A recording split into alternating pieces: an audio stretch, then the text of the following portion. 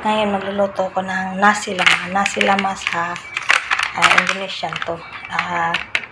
Wala akong makitang liquid kaya powder na lang. Coconut, cucumber, dilis, ginger, isang itlog, mani, at rice. Kita ko sa inyo paano yung bigas.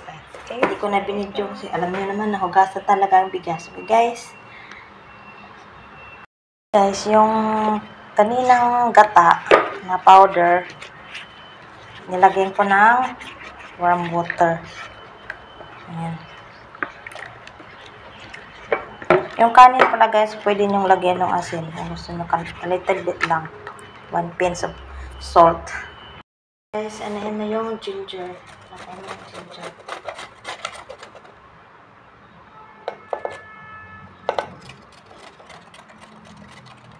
Dapat yung pinong-pinong, wala akong tikuran ng pinong. Wala akong ganun.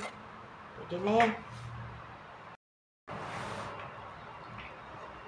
Tapos guys, ibuhos nyo yung gata. Yan. Mix nyo yung gata. Yan yung pangsabaw niya.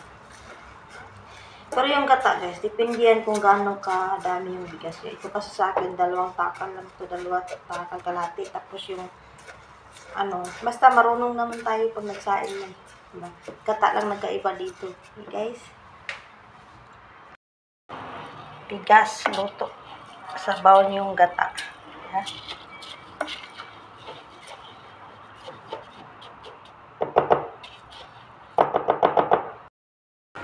Tapos guys, kami itong pag-iwa ng cucumber.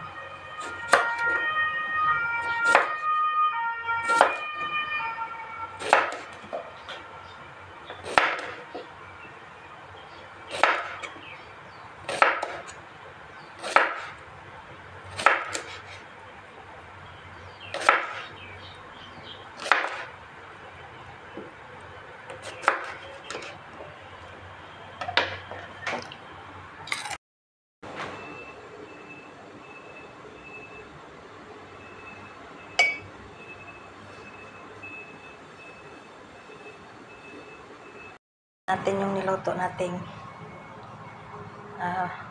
kanin na may gata. And surprise! Wow!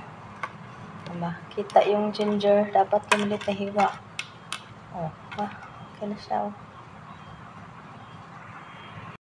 Ayan na guys. Luto na.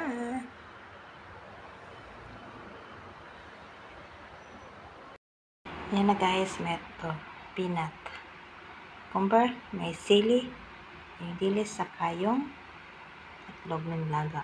Tapos yung kanan, grabe, ang bango. Bukan na natin. Sintensyahan muna natin kung anong lasa.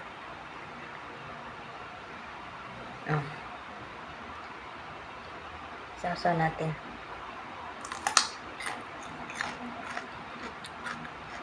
Anong kanin? Sarap.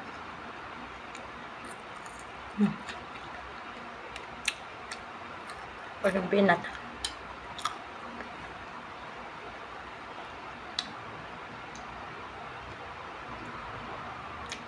Masarap ka. Ito yung pagkain ng Indonesian. Malaysian.